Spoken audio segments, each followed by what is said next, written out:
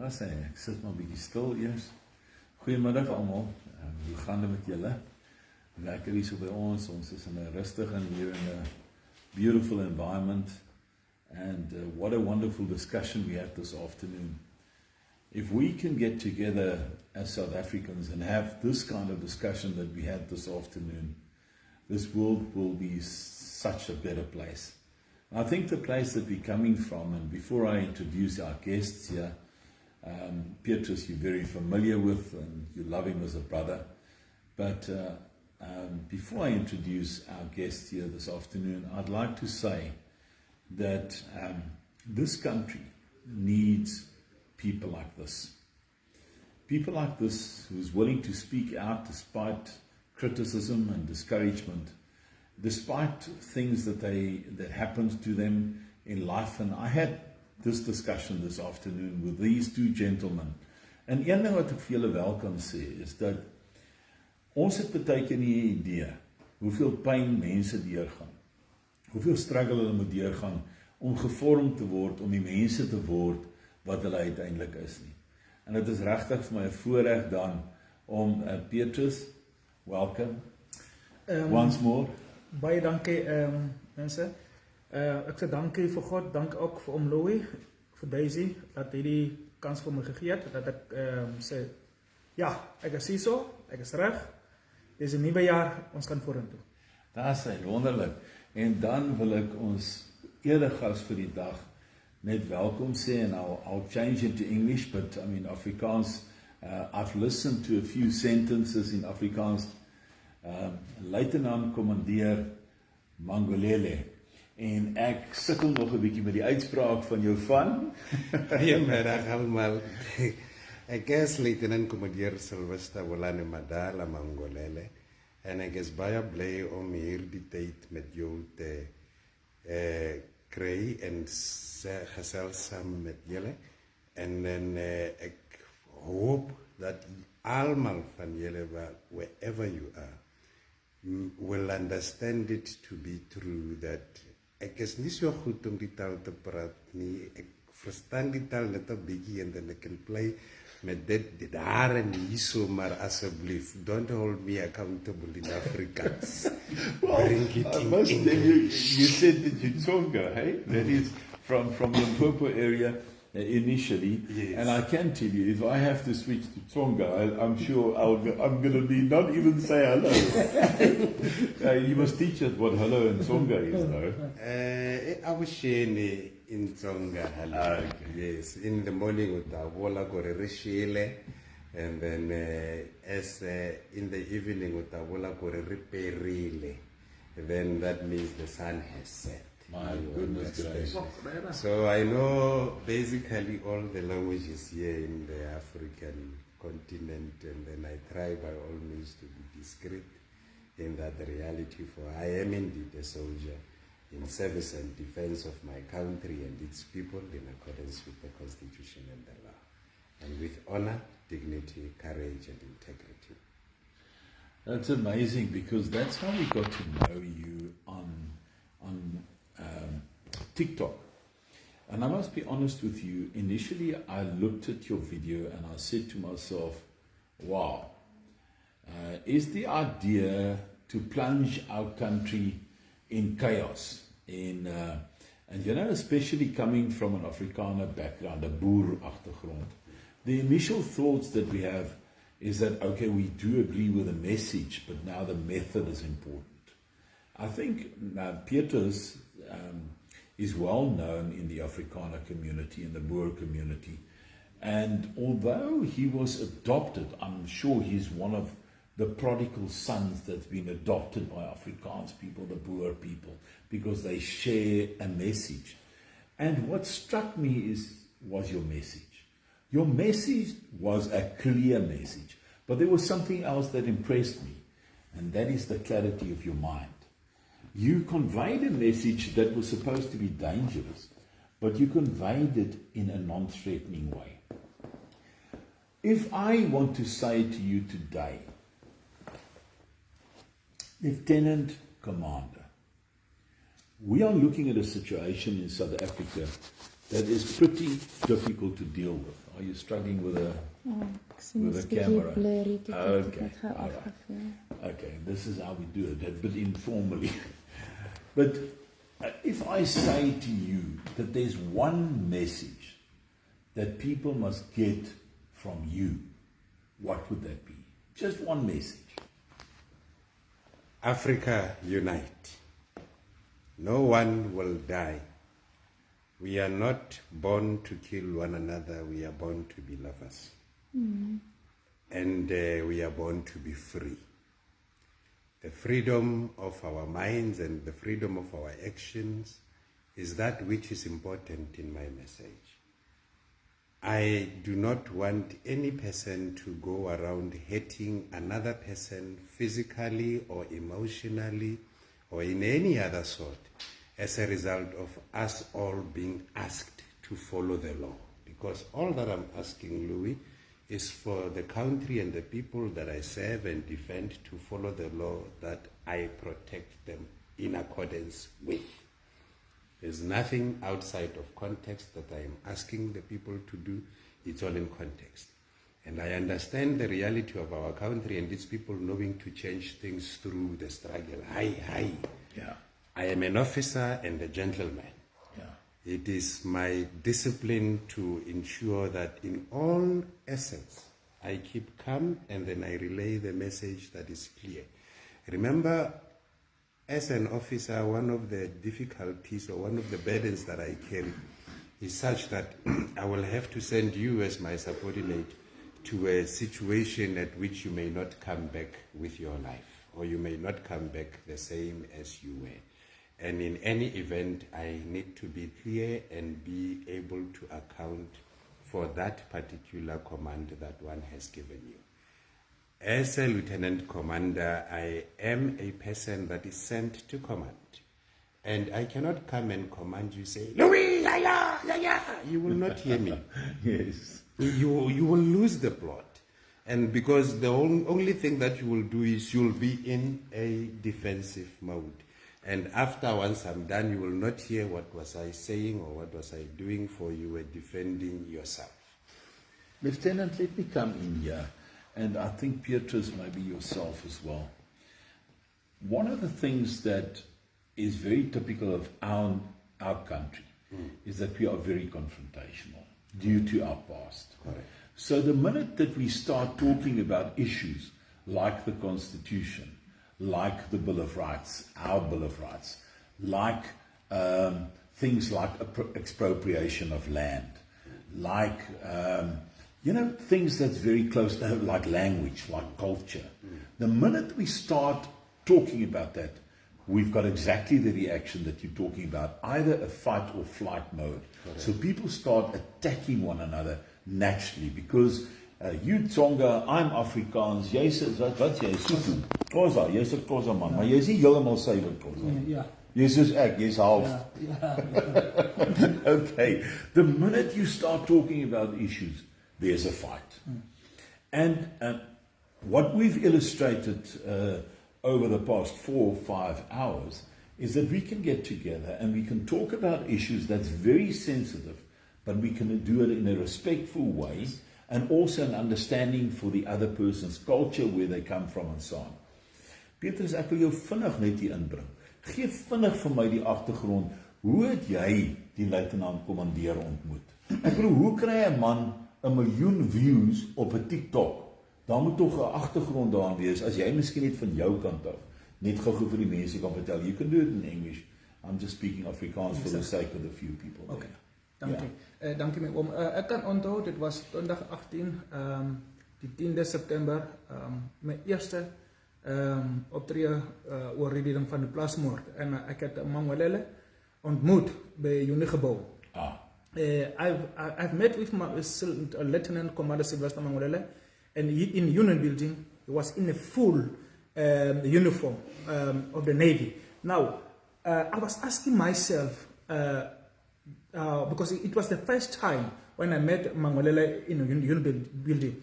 Now, the Union Building must be guided by, protected by the police, and also by the security, and also by the army. I was asking myself, until we spoke. And the time we spoke, he wanted to hear why I'm here. And I told him that I'm here to meet with the president about the land expropriation and also about this farm killing and stock theft and so on. And when I tried to listen his story, it was very painful.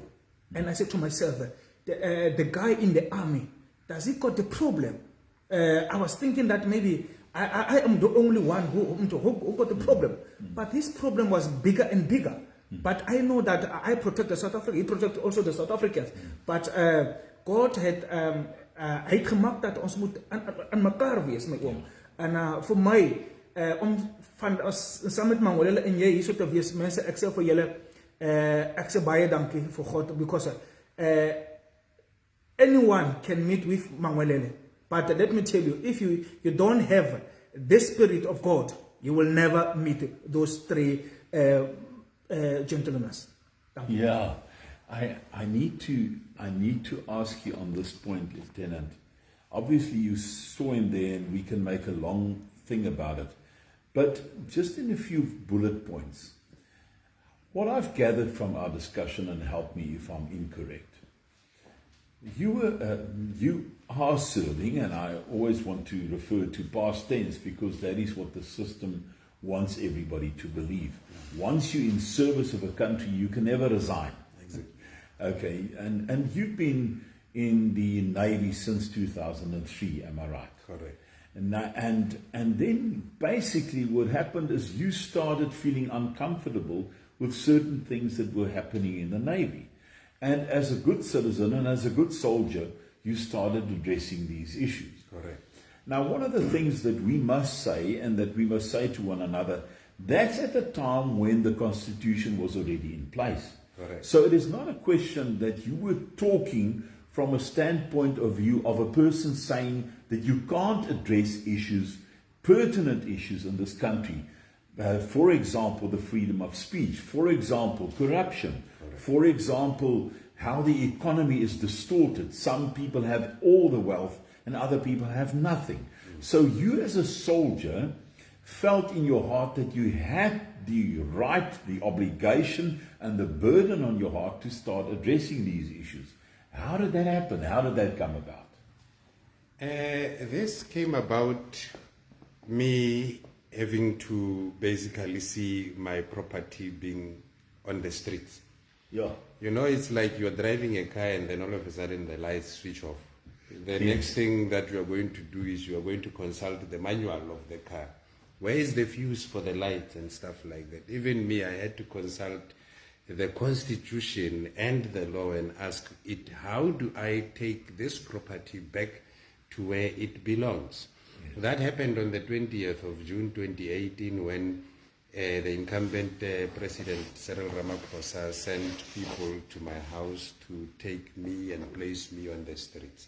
But it came about because you started addressing issues in the Navy. Correct. You started saying there's corruption. You started saying the systems are not in place. And if I may say that, for that was basically to ensure that the things that are not in place, the things that are mismanaged, and then the corruption continues. The ships of the South African Navy were not going to sea. Yeah. And the Minister Lindiwe Sisulu at that time appointed a task team that was headed by Rolf Meyer. Yeah. Rolf Meyer, yes, as the chairman of that particular Defense Review Committee. They came up with a document called South African Defense Review 2015. It's an act of parliament which gives us the 4 milestones. One of the 2 milestones is we must arrest the decline in critical capabilities through immediate directed intervention. The other is to rebalance and reorganize the Defense Force as a foundation for future growth. Other milestones are irrelevant to this if we may go to them. But sure. Then let us come to the arresting of the decline. When you're arresting the decline is when you see something that is supposed to happen the way it's supposed to, not happening the way it's supposed to. So now it's declining, Yeah. and then you have to arrest it and then bring it up, Sure. such that you can support the vessels of the Navy to go to sea accordingly. this was an investigation that I was given by Rear Admiral Mkhonto on the 4th of February 2016. He tasked me via a letter that go conduct an internal investigation. In that internal investigation, you found that corruption and mismanagement of funds was happening and all the wrong things that were not supposed to happen, including hitting to the morale of my people whom I serve and defend, or my subordinates whom are my colleagues at work. So now that resulted in me being targeted when you wanted the report to be tabled on for discussion such that the decline can be arrested. Instead of the decline being arrested, these subsequent issues that are targeting my persona came into play. And you were persecuted instead of being prosecuted. Okay, so in other words, suddenly being tasked to go and investigate the rot, basically, that was happening. And I think everybody in South Africa can relate, but we can see it as a pothole. You saw potholes in the Navy, right, so to speak, and you identified the pothole, and by saying to people there's a pothole, suddenly you became the object of the investigation, correct, so to speak. Correct. Now, how did that play out then? Because for the next few years, you were battling basically for your position in life. And that's how you got to know the law so well. That's how you got to know the Constitution so well. And that's why you can basically verbatim quote certain pieces out of the law, as we can hear in your TikTok video. Yes, Louis, the reality is that I learned the law the hard way. Other people, they will tell you in Setswana, Yeah. it's like, I will teach you the law, son. They did it in higher grade. I have learned it, and now I'm yes. Not adversity. Yeah, in even the advanced. varsity of life. Yeah. They did it like that. So now, what had happened is such that after you being prosecuted, the only way as a leader that you can react was only in accordance with the Constitution and the law. Remember, Louis, at the rank of Lieutenant Commander, I have 15 ranks below me. Yes. From seamen up until, in fact, it's 16, including all the civilians. Yes. So, and then above me, it's only 6 ranks. It's that of a commander, captain, and then Rear Admiral, junior grade Rear Admiral, and then Vice Admiral, and then Admiral. Or in the army, it will be general. Yes. From there, it's political activities, position, which is the Minister of Defense and the Commander-in-Chief, and who is responsible for the deployment of the Defense Force. So we have a reality where the Defense Force is in the wrong, or is in the position where it promotes law or conduct that is not consistent with the obligations imposed at Section 9.2 of the Constitution. Section 9.2 of the Constitution imposes an obligation that equality includes the equal and full enjoyment of all rights and freedoms. But the law or conduct that we are engaged upon relative to that brings around the inconsistency there is such that in national prayer we are saying, let us live and strive for freedom. To strive, it is the opposite of enjoying. So in other words, what you found in reality is that the reality or the ideal that we see in the Constitution and what you found being responsible for so many people got you into conflict with yourself, got you into conflict with the Navy, got you into conflict then eventually with the courts. Am I right, more or less? Correct. And then you also had to be in conflict with God, and God as the Almighty, He said, I have appointed you to serve and defend the country and its people in accordance with that Constitution. And that is what you will do. And then I said, but God, everybody is not doing it the way it's supposed to be done. And then they said, yeah, that's why you are Madala now. That's why you are Sylvester now. You've graduated. You are the one. Your names have got meaning. And you have to fulfill the meaning of those particular names in service and defense. And then I ask all people to understand the reality that I am a simple person. I know I have this persona in terms of leadership, and then it is like that. But at the end of the day, I am a person, I have feelings, and then I understand the feelings of all people. That's why I ask all people to understand that to come and say, let me remove the incumbent president from office, it is not because I wanted to. It is not because that I want to be president or anything like that. It is me just serving and defending the country. To serve. It's exactly that. I must serve you. To defend you. It's exactly that. I must defend you. Now, what will you say to people that would say to you, but you're mad, you're crazy, you want to fire the number one person in this country, but you are saying to us, listen, if you don't manifest that, then basically we all agree to the fact that we accept corruption, we accept defeat, we accept that we are not going to serve the people. Am I right in understanding that is where you come from? But from a constitutional point of view, you come and say that that is actually possible.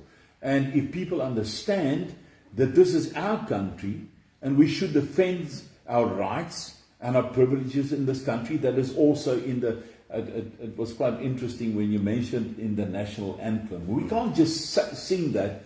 That was ordained by the president. And if the president then says, that is the anthem, that is what we need to do, and he doesn't remove the anthem, then surely he must agree with it. Am I right? And that is the argument. The reality that comes into play here is the basic understanding of terms and our government. Yes. Our government is for the people, yes, by the people. Yes. You understand?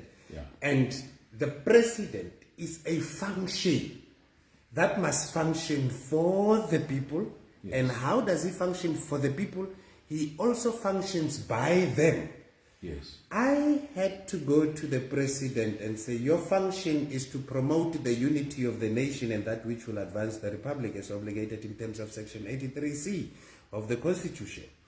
And now I'm in a position where I am divided from my children. And I want to be united. Yes. And the only tool that I can find that functions to unite people in the Constitution that I use as my manual is the president. And you find the reality now, this president does not want to follow the very same manual that he expects all other people to follow. To take a stand and say, Matamela Cyril Ramaphosa, you are removed as a result of serious violation of the Constitution, serious misconduct, or inability to perform the functions of office. It's because you are unable to unite me and my children. My children, that any other person knows that when this guy goes to court, and he has went to court, we have seen him going to court in all these particular times, but nothing actually materialized. That's the disillusion. The disillusion is that the court that should protect the Constitution is actually the ones violating those exact rights. That is where it brings me also to the reality where once you understand that which you have just said, you will understand that a sober judge was not sober.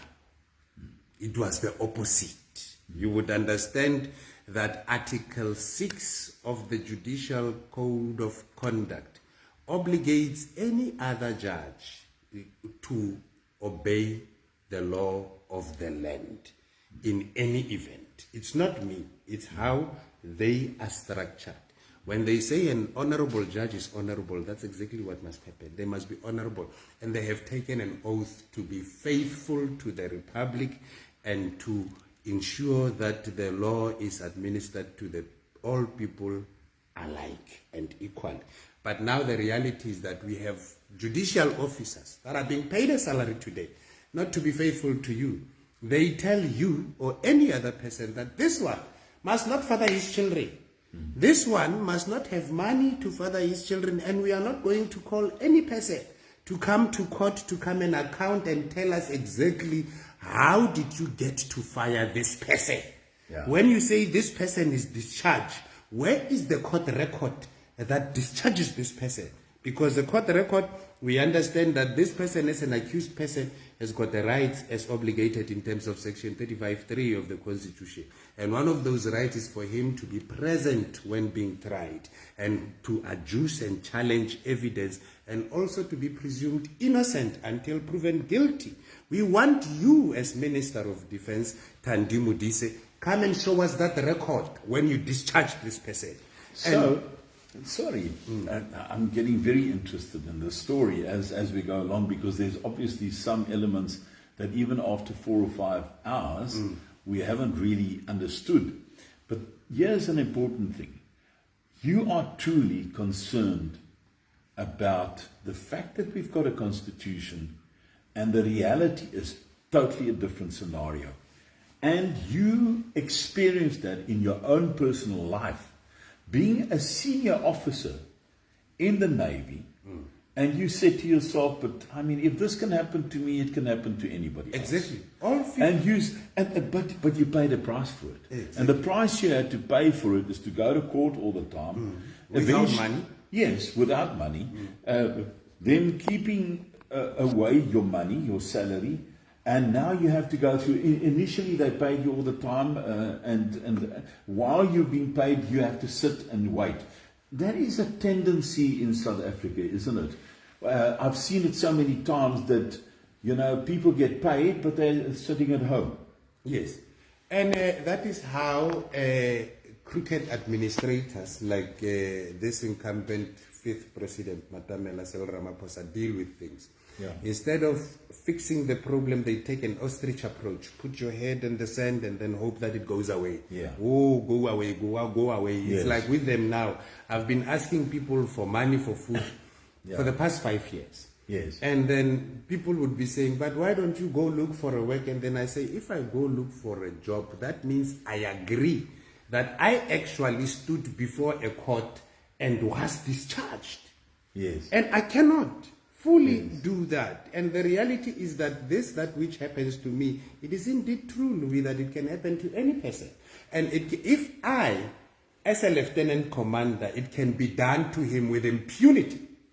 What about my subordinate? What about a lieutenant? What about a sub-lieutenant? What about an ensign? And those people, regardless of their ranks, they are people equal in human dignity. They are people equal in rights. They are people equal with the duties and responsibilities of citizenship. And those duties and responsibilities of citizenship is that which I'm crying about now. As a father who is unable to buy his son a stock sweet and say, Because they prevented that. You stop the salary of a person, you say, stop money, it's not going to be paid, and then for me to release this money, go to court. Chief of the Navy, Vice Admiral Mondelo Besi, will tell you, Mangwalele, for me to release your money, go to court. And then I say, Chief, is your intelligence system not working? Do they not see me on Facebook going to court? Are they unable to read the prayers that I pray in court in terms of the notice of motion, that I take the picture and then put it on Facebook for every person to see? Why, in any event, are we even doing opposite to the obligations imposed in Chapter 3 of the Constitution that deals with cooperative governance? Because Chapter 3 at Section 41, it tells us straight that we must avoid court proceedings against one another. We must try to ensure that we resolve the matters internally before we run to court. With this administration, it said, no, we do the opposite. We take your money first.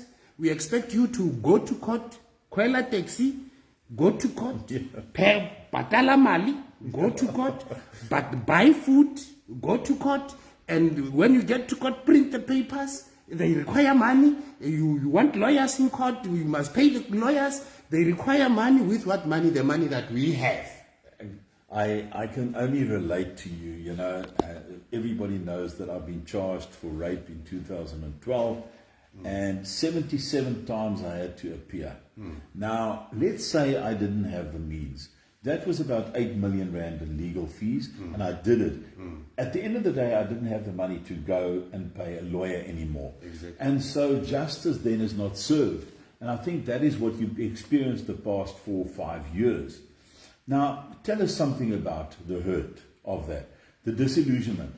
You know what? There's a lot of, may I say, white listeners. People looking like me.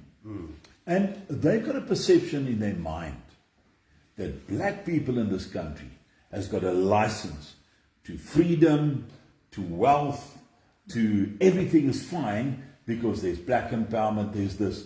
But there's situations like yourself where you experience the exact opposite, where you experience discrimination, where you experience that you can't see your children, where you experience that your property is being taken away one after the other, until you're in a situation of, let's call it desperation, and then calling out, apart from to God, you're calling out to the nation to say, listen guys, can you see what is happening to us? We are losing our dignity in this country, and there's a few on top.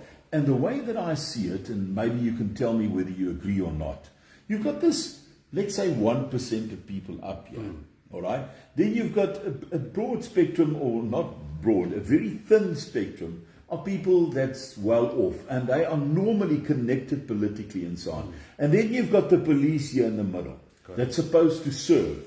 But what happens is they're pushing the wealthy up, and they're pushing the ordinary person and the lower, and let's say the poorer people, they're putting them down.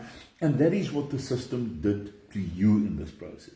It is not only to me, and it is the reality where the system forces us to live a lie. Just explain that.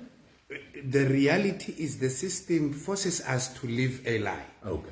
Living a lie now, today, you are forced to believe that I will not see my child today, and I will not see my child tomorrow. Correct. That is the lie that the system is causing us to live, because it knows that Lieutenant Commander Mangolele will not be able to buy his children anything without his money.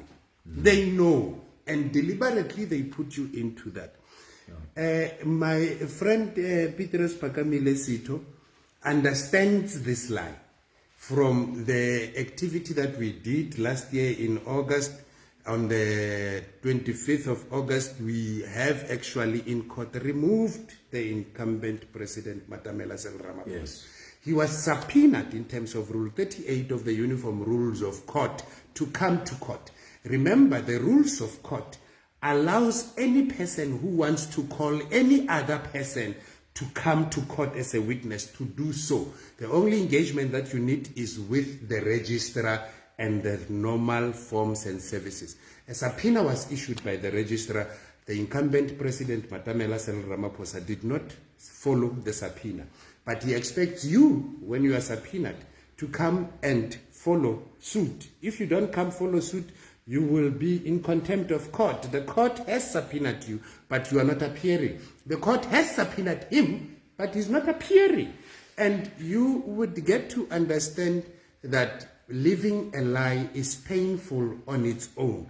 Petros Pagamile Sitoye is forced to live a lie that there's no farm killings. And then every single minute, look at how many calls did he receive here talking about the very same topic as we were here. So as though there's no, it's a different kind of reality eventually that's painted for us as citizens. And many people did not understand when Matamela Ramaphosa took over in 2018 after the elections. Remember, he took over by removing or causing Jacob Zuma to resign. Yes. And then he took over, then he was elected president, and then he took over.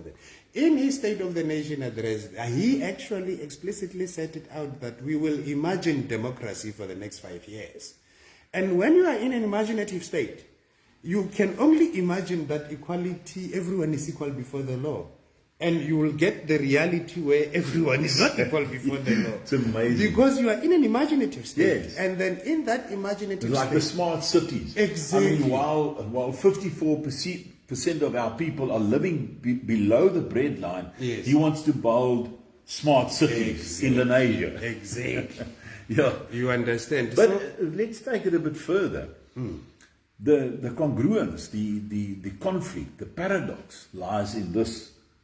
You've got a certain small percentage of people living in a dream world, creating the lie for the balance of us. But in reality, we see, but we don't want to believe because we are stretching ourselves towards the Madiba land that we are working towards. Am I right? More or less. And then your disappointment came that when you called on this very constitution to protect you, whilst you are pointing out, whilst you are risking your life, you are risking your life to show corruption, to show that that is the system. The system failed you. Yes. And it is my code of conduct to do things even at the risk of my own life. Otherwise, I will not be true to my terms. I am one person who has not sworn an oath that he cannot uphold. For when enough people make false promises, words stop meaning anything. And then there are no more answers, only better and better lies. And lies will not help us teach our children to say to God in national prayer, let us live and enjoy freedom in the universe, our home. That is the truth that we must teach our children. Yeah. You cannot, as a saying father, be in a position where you are telling your child, say to God in national prayer, let us live and strive for freedom. To strive is to struggle. It's like that. We just did not understand these particular true meanings of terms. What had happened with you, and you must thank God for having to save you like He has saved you in all the situations that in which you've been destitute. The 8 million rand that you lost through your case was designed to ensure that you actually lose you. You actually stop saying that I am Louis. Yeah. You understand? Even me in this particular reality, I'm sitting in a position where people are trying to say, stop calling yourself Lieutenant Commander Mangolele. Or stop calling yourself, stop even remembering that we're in the military. And then I say, good people, the first number is the first number. Our business is permanent. And otherwise, because we are not those ones who have pledged to give our lives for the people and the country that we serve and defend in accordance with this constitution and this law. So we need to be true to the people. We need to affirm that when you say everyone is equal before the law, it is equal before the law. It is indeed true. And that is where you will come and understand that with your case, the length at which it dragged, and with other people's case, the length at which they drag, it's different, because these particular people, at times, they often use the system, and that is the abuse of power that we're talking about. Yep. They use the system to say, no, you are not one of us, or you are not what. And the sad part, you are talking, you are seeing yourself as white. I see you as a person. Yeah, of course. You understand? And that is what my friend Petros Pagamilesi always tells people. It does not matter whether you are black, Indian, white, colored, or anything I like laugh that. at you. You basically always say that. You understand? When you talk about food security. Yeah, we are one What's this here? We are one. Otherwise, if you don't understand the term one, you've lost the plot. You cannot pass begin. If you say we are two, it's another story. We were talking earlier about sharing the wealth of our country and then sharing the minerals and everything such that all of us can actually be in a better position. I share the same view. It's like for now, I say, what's wrong with adding another zero on the 350 that the people are getting? Because the 350 will not get you anywhere. Exactly. If we are true to ourselves, that's why I'm saying that false promises, they give better and better lies. So now, if you come back and say, here's a 3,500 for you as a basic to live, then you understand that each and every household in our country wakes up and goes to bed with a full stomach, regardless of their respective profession. Beautiful. You understand? Because you are blessed with this particular profession. He is blessed with that one. I am blessed with that one. Other is blessed with that one. And at the end of the day, all of us need one another.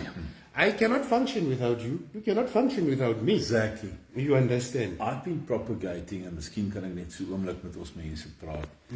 Ek het dit op my hart en ek glo dat God dit op my hart geplaas het. Natuurlik die minerale rykdom het in die hande van gewone mense kom, maar meer nog werklike, grondige, Christelike, God gegewe rekonsiliasie moet plaasvind. Not talk, but in real life. And the one thing that is I want to touch just on one more thing.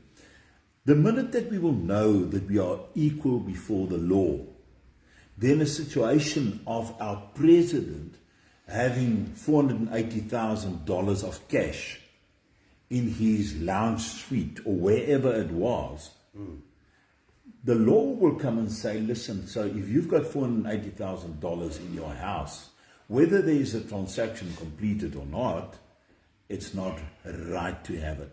Come and answer before a court of law. Once we get there, I'm just using an example, and I must be honest with you, Pala doesn't worry me. It doesn't do a thing to me, because I believe trade should be free. But the point and the point of closure should come when we are equal before the law, when we are really equal as people, and that there is not a weight in terms of you are Xhosa and therefore there's you are 90% there, but because you are a Sotho or a Northern Sotho or you are Afrikaans, you're from Orania, now you only have 10% value before God and before man. That is the whole thing. We need to conclude and we need to finish up. We've been going on too long, I think, just in terms of people waiting for us. But I need to say, in conclusion, Lieutenant, and I need to leave it open more or less, and say to you, what would you like to say to people that end up in this system where you can't beat it because you are small, you are only one person, but you are fighting for what is right, what is constituted in our highest law, and you fight yourself battling because what is right is wrong and what is wrong is right. What advice would you give people? What hope would you give people in the struggle that you've had for 4 or 5 years? What will make people still get up the next morning, although they feel the same? What will give them hope? Fellow South Africans, the reality of our lives is unique, and we are all diverse. As diverse, we are united. The only thing that will keep you sane and going is the truth. Never run away from the truth the way it is as a result of somebody in a higher up position has told the opposite of what you are saying, or you fear that they will tell the opposite of what you are saying. You stand your ground. You have only one life to live, and that life has a purpose. I thought my money was stolen, only to find that the reality is that the supremacy of the Constitution and the rule of law is that which has been stolen. And then I ask you all every day, whenever you say, I will call the police for you, or I'll have you arrested, you are talking to a person whom you are subjecting to the Constitution and the law. It is very important for you in your own respective household to continuously read the Constitution, even if you don't like it, just like you read the Bible. Sometimes when you don't understand something, ask your phone, Google, what is this name in this Constitution? And then you would understand. And then once you get to understand that reality in the Constitution, then you will have inner peace. The most important thing that you must have is inner peace, because you are created in the image of God. It is said that, therefore, being justified by faith, we have peace in God. If you have faith in the Constitution and you are justified by it, you will have the peace of God. It will not run away from you. And people may mock you, may say things about you, but need be strong and then remain in your truth. As I have remained in my truth to serve and defend the country and its people in accordance with the Constitution and the law, I would have loved to serve them in accordance with something else that I don't know, but I cannot. So good people, fellow South Africans, understand that the law, the Constitution, is the supreme law of the Republic. Any law or conduct that is inconsistent with the Constitution is invalid, and the obligations or the duties imposed by the Constitution must be fulfilled. That is what must happen. That is the Bible and the law that you must follow for as long as you call yourself one South African state that is founded on the values of human dignity, achievement of equality, and the advancement of freedoms. I am not a man of many words as much as I have read many words. And then I want to pledge to the people to understand that this is our country. Where you are sitting, that is your space. And together, when we stand up, we will understand it to be true that the incumbent 5th President, Matamela Cyril Ramaphosa, has broken the law that I have asked him to follow within 48 hours in the video that I have made. I specifically asked Matamela Cyril Ramaphosa to act in terms of Section 34 of the Constitution and the law at Section 101. He did not do it. And I agree that he did not do it.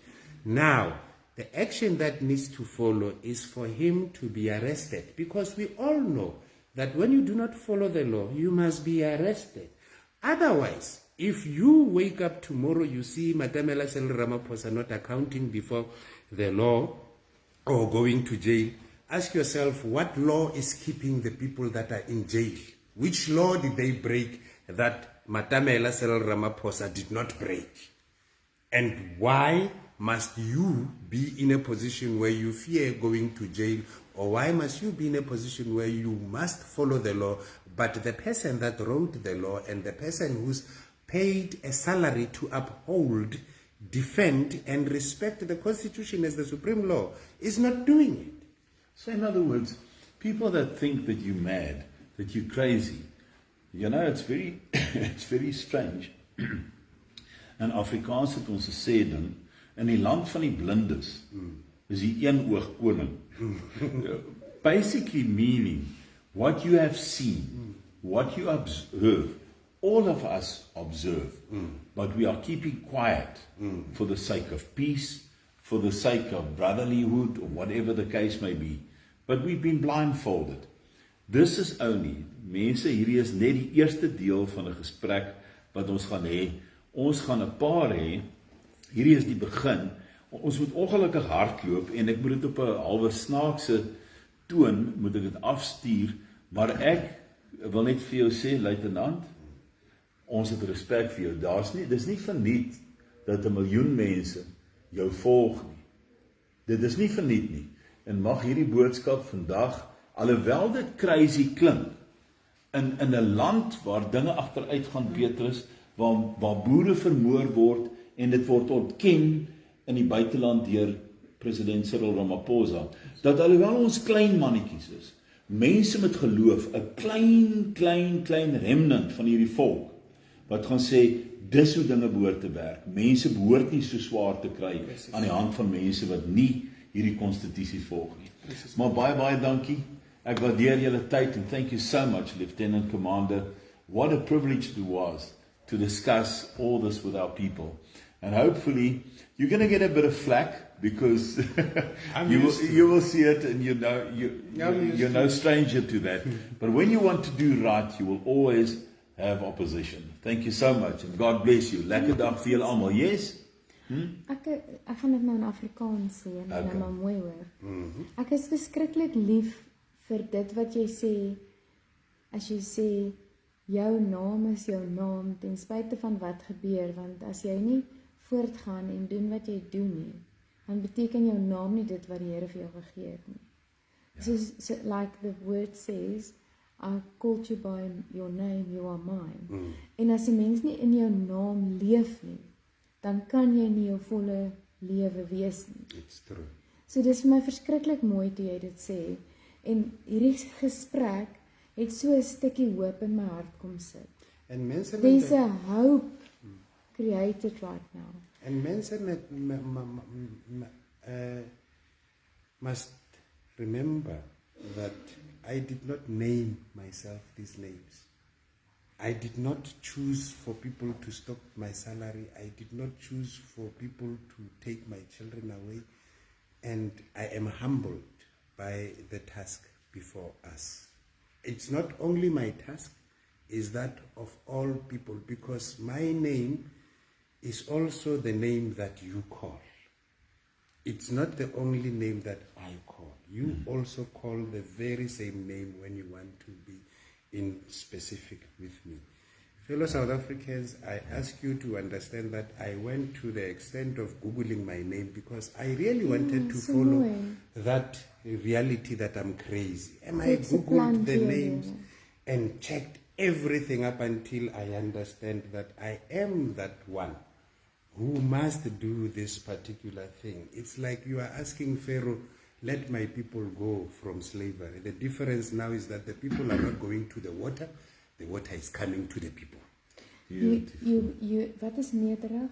Yeah, humble. You humble, you got such a beautiful spirit, you have that calmness. I don't see any craziness. I don't know, maybe I'm crazy. Alright, on that very crazy note, gaan jy afsluit vir ons, Petrus? Ja, mense, baie dankie. Ek sê vir julle mense, dis baie goed wat het gebeur in Desember. Ons was besig, ek en bloeme so. Julle het ook gesien 44 beeste, Rasta, gevang word. Ons het daai ding getikkel met die polisie. En dit gaan baie goed wat gebeur. Die ding is, ek Petrus, ek praat die waarheid. Stop killing farmers in die farmmakers. Stop plaasmoorde. En jy, die president van Suid-Afrika, jy het gelieg dat dit is nie plaasmoorde. Ek kan onthou 26 September 2018. Ek Petrus, kom agter u. Baie dankie. Okay, dit lyk vir my lekker middag, lekker aand vir julle almal saam. Liefde daar so by die huis weer. Tata.